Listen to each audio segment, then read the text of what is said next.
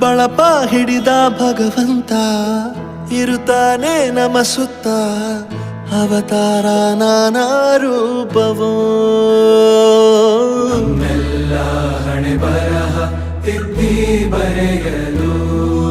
ಕತ್ತಲೆಯಿಂದ ಬಂತ ನಮ್ಮ ಕೈಯ ಹಿಡಿಯುತ್ತ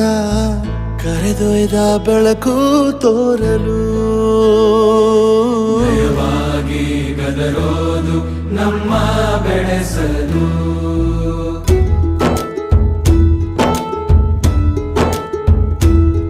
ಭಾಷೆ ಅಮೃತ ಕುಡಿಸೋ ತಾಯಾಗಿ ಭಾಷೆ ಅಮೃತ ಕುಡಿಸೋ ತಾಯಾಗಿ ಭವಿಷ್ಯ ಬರೆವಂತ